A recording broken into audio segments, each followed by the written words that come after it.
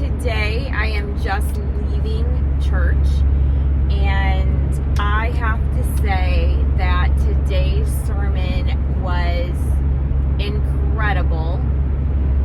And I'm not going to get into the sermon right now, but I need to say that I am so thankful for a pastor who is diligently, and I know I've said this in a different way before, going through God's word step by step, verse by verse, making sure that we don't miss the importance of what it is saying.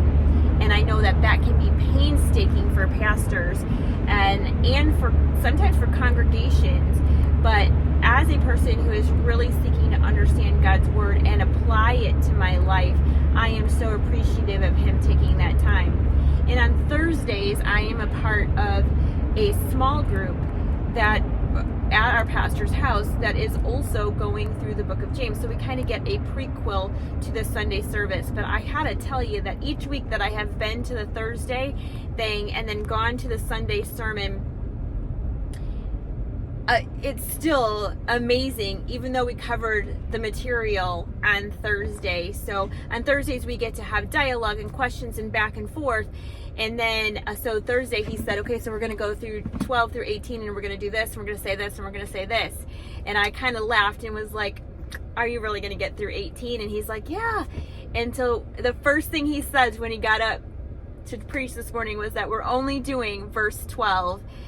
And it seems like, how could you have a whole sermon on just one verse? But even after Thursday, when we had conversation about it and everything, the verse 12 really sets the stage for understanding the remaining of the verses. And there's so much in verse 12 that it was like there was no repetition. You didn't feel like he was dragging it out.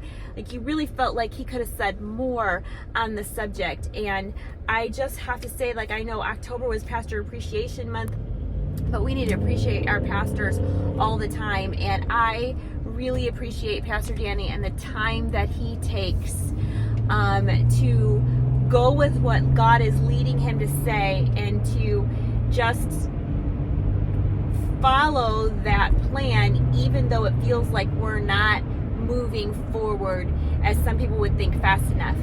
I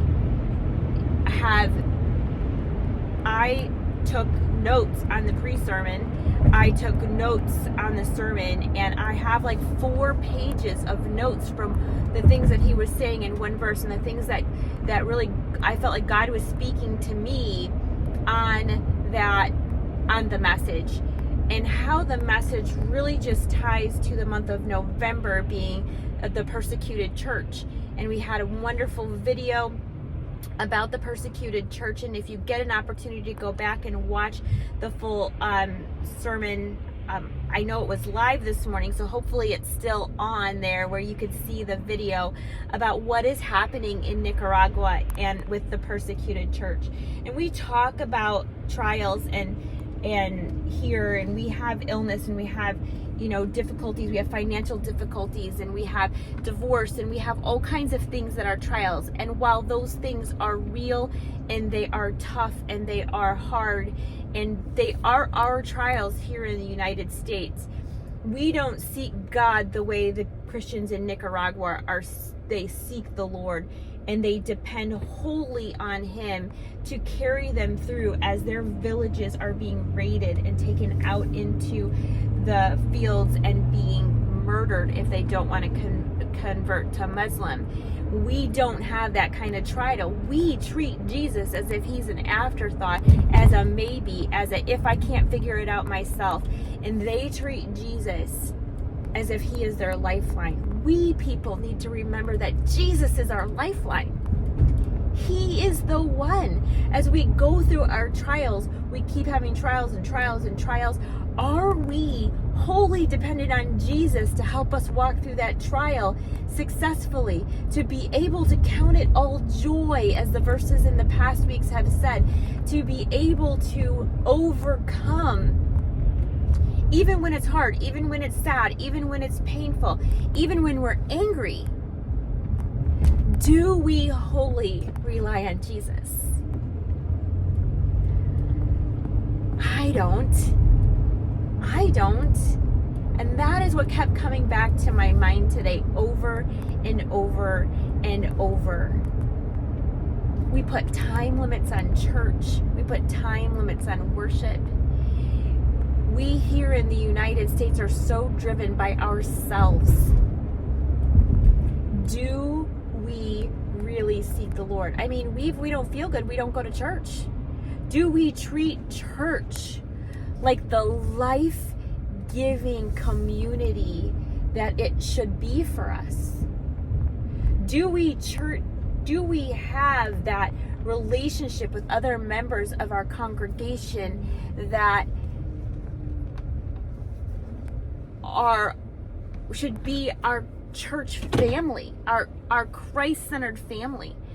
Do we love others in their pain and in their circumstances? Are we willing or able to set things aside and just spend time and listen? Or when we walk through those doors, are we looking at our watch for when it's going to be 11:45 and the sermon is going to be over? This morning, I just wanted to jump up and say, keep going, Pastor Danny, because it was so rich and so good. And our worship was so spot on. And I don't know if anybody in our church felt that way, but I did. I would love to be a church that just continues to worship. And some people might leave and some people might stay and some people, like whatever. Anyway, that's a whole nother thing on having a full day of worship, full day of service. That's a lot of work for our pastor though. I know that it's exhausting for him to preach and to give the word because he is passionate about it. And that passion, when we're all done, it's like the adrenaline rush and then you have the crash that comes after the adrenaline rush.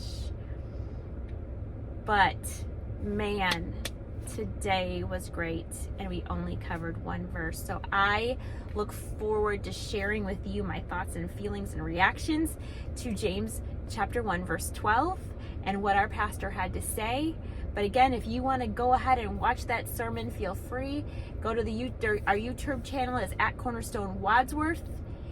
And just, you can't go wrong by watching any one of his sermons, but specifically the ones on James. So if you ever get to see this, Pastor Danny, thank you so much for all that you do. If you guys out there do not have a church where you feel passionate about what the pastor is saying, you got to search your heart. Is that you who's just not engaged in the sermon, or is it your pastor who's not really preaching the word? You have to know the word to know if the word's being preached. You need to be prayerfully asking for wisdom, as we talked about over the last couple weeks, for God to be able to speak in you, to be able to determine whether the church that you're at is really preaching the word. Not every week is going to feel like a mountaintop journey. That's usually me. If it doesn't feel like I am hearing from God, there's something in my life that's in the way from God speaking to me. Because I'm telling you what, when I prayerfully go into that sermon, ready to hear God's word, worshiping with all my heart, with hands raised. I know there's churches out there that don't raise their hands. God's word says to raise your hands and worship. If you aren't ready to worship, maybe you're not going to hear God's word the way that I hear God's word, or the way that you should hear God's word. Maybe you'll find it, why am I even going to church? If that's your attitude towards church, you need to search your heart. Pray. Ask God to reveal to you what the problem is. Is it me?